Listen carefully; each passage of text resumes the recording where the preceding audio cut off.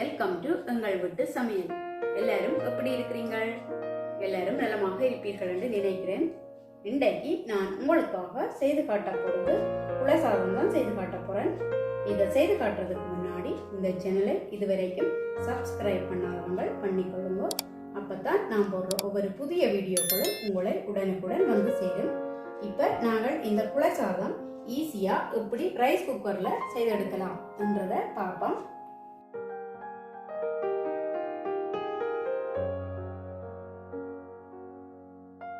இப்போ நான் குலைசாதம் செய்கிறதுக்காண்டி குத்தரிசி எடுத்திருக்கிறேன். இது 300 கிராம்.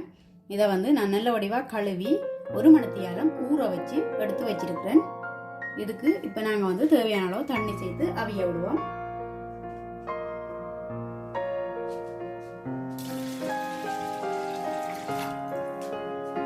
இப்போ நான் இந்த அரிசிக்கு 1500 மில்லிலிட்டர் தண்ணி சேர்த்துருக்கிறேன்.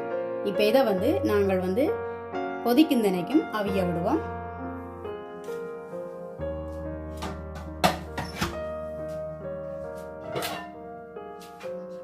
இது கொதிச்ச உடனே நாங்கள் மிளகறிகளை சேர்ப்போம். இந்த அரிசி இப்ப 15 நிமிஷமா அவிஞ்சு கொண்டு இருக்கு. இதை நாங்கள் 1 மணித்தியாலம் ஊற வச்சு எடுத்து அவிக்கிறேன். அப்படி என்று சொல்லி சொன்னா சீக்கிரம் அரிசி அவிஞ்சிடும். இல்லாட்டிக்கு நிறைய நேரம் செல்லும் அவியறதுக்கு. இது இப்ப அரைவாசி அவிஞ்சிட்டுது. இப்ப இதுக்குள்ள நாங்கள் மிளகறியில சேர்ப்போம். 50 கிராம் பைத்தங்காய் எடுத்து வச்சிருக்கிறேன். அதை சேர்க்கிறேன். 50 கிராம் கேரட், 50 கிராம் அவரைக்காய், கத்தரிக்காய் கருத்து போடுமன்றதுக்காண்டி உப்பு தண்ணிக்குள்ள போட்டு வச்சிருக்கிறேன். இப்ப இந்த தண்ணிக்குள்ள இருந்து எடுத்து போடுவோம். அதுக்கும் 50 கிராம் தான். வாழைக்காயும் உப்பு தண்ணிக்குள்ள தான் போட்டு வச்சிருக்கிறேன். அதையும் படிச்சு போடுவோம். அதுவும் 50 கிராம். மரவள்ளிக்கிழங்கு 50 கிராம் எடுத்து வச்சிருக்கிறேன். அதையும் சேர்க்கிறேன். அதோட உருளைக்கிழங்கும் 50 கிராம் சேர்க்கிறேன். நீங்கள் எந்த மிளகறி வேணுமென்றாலும் எடுத்துக்கொள்ளலாம். நீங்க இதுக்கு பூசணிக்காய், கறிமிளகாய் அப்படி அந்த மிளகறிகளும் சேர்த்துக்கொள்ளலாம். இப்போ இதுக்குள்ள நான் 3 பச்சை மிளகாய் வெட்டி வச்சிருக்கிறேன். அதையும் சேர்க்கிறேன். அதோட அரை டீஸ்பூன் மஞ்சள் பொடி சேர்க்கிறேன். கலந்து விடுவோம்.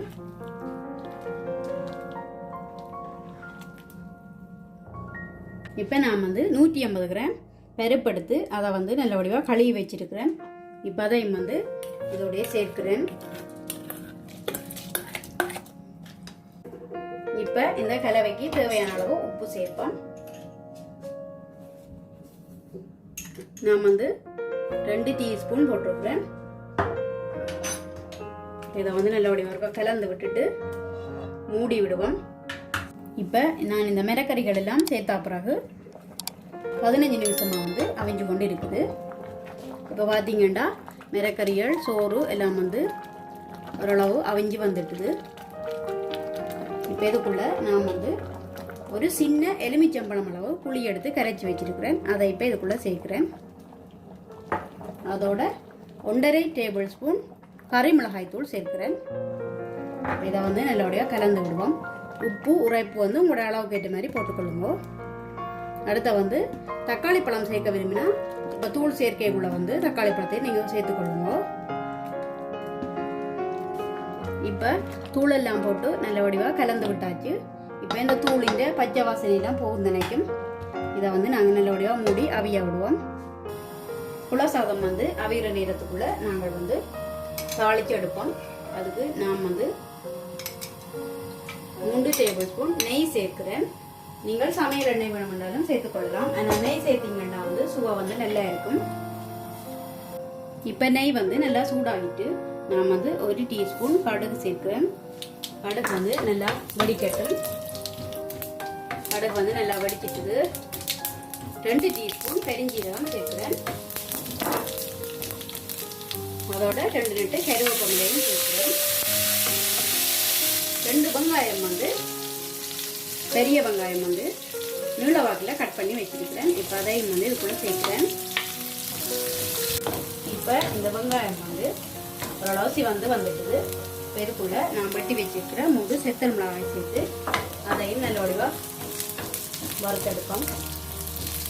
இப்போ இந்த குலசாதம் வந்து கிட்டத்தட்ட ரெடி ஆகிட்டுது. இப்போ இன்னும் கொஞ்சம் தண்ணி கிடக்கு வறுத்துறதுக்கு. இதுக்குள்ளே போட்ட மிரக்கறிகள் எல்லாம் வந்து கரைஞ்சும் கரையாத மாதிரி இருக்கணும். அப்போ தான் குலசாதம் வந்து நல்லா இருக்கும். அதே நேரம் குத்தரிசி போட்டால் தான் கோயிலில் வர குலசாதம் மாதிரி சுவை வந்து நல்லா இருக்கும். இது அடிக்கடி இப்படி கிளறி விடுங்கோ. நம்ம வந்து குலசாதத்துக்கு வந்து மிளகு சீரகத்தூள் வந்து சேர்க்கணும்னா அதை இப்போ இடிச்சு எடுக்க போகிறேன். 1/2 டீஸ்பூன் மிளகும் 1 டீஸ்பூன் சின்ன சீரகமும் இடிக்கிறேன். இப்போ இந்த மிளகு சீரகத்தை வந்து நல்ல வடிவாக இடிச்சுட்டேன். இப்போ இதுக்குள்ளே 4 பல்லு உள்ளி எடுத்து வச்சிருக்கிறேன். அதையும் சேர்ந்து இடிச்சு எடுப்போம். இந்த குலசாதம் வந்து நல்ல வடிவாக ரெடி ஆகிட்டுது. தண்ணி எல்லாம் நல்ல வடிவாக வற்றி நல்ல வடிவாக எல்லாம் சேர்ந்து அவிஞ்சு வந்திருக்கு. இப்போ நாங்கள் ரைஸ் குக்கரை வந்து ஆஃப் பண்ணுவோம். இப்போ இதுக்குள்ளே நான் வந்து இடிச்சு எடுத்து வச்சுக்கிற மிளகு சீரக உள்ளி தூளை வந்து போடுறேன். அதோட தாளிச்சு வச்சிருக்கிற இந்த கலவையையும் இதுக்குள்ளேயே சேர்க்கிறேன். எல்லாத்தையும் நல்லபடியாக கலந்து விடுவோம்.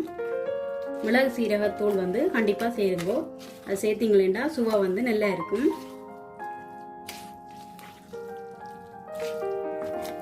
நல்ல நெய் வாசத்தோட எங்களோட குலசாதம் வந்து ரொம்ப சூப்பராக தயாராகிட்டுது. ஈஸியாக நாங்கள் வந்து ரைஸ் குக்கர்லேயே வந்து செய்தெடுத்துட்டோம். ஓகே ஃப்ரெண்ட்ஸ், இந்த சுவையான சத்தான குலசாதம் வந்து மிகவும் சூப்பராக தயாராகிட்டுது. ரொம்ப டேஸ்டாகவும் வந்திருக்கு. கண்டிப்பாக நீங்களும் இதை ட்ரை பண்ணி பாருங்க. எப்படி இருக்குன்னு சொல்லி உங்களோட கருத்துக்களை இன்பாக்ஸுக்குள்ளே சொல்லுங்க. இந்த வீடியோ உங்களுக்கு பிடிச்சிருக்குன்னு நினைக்கிறேன். பிடிச்சிருந்தா லைக் பண்ணுங்க, ஷேர் பண்ணுங்க, சப்ஸ்கிரைப் பண்ணுங்க. மறக்காம அந்த பெல் பட்டனையும் பிரஸ் பண்ணி விடுங்க. நான் உங்களை இன்னும் ஒரு புதிய வீடியோவில் சந்திக்கிறேன். அது வரைக்கும் நன்றி.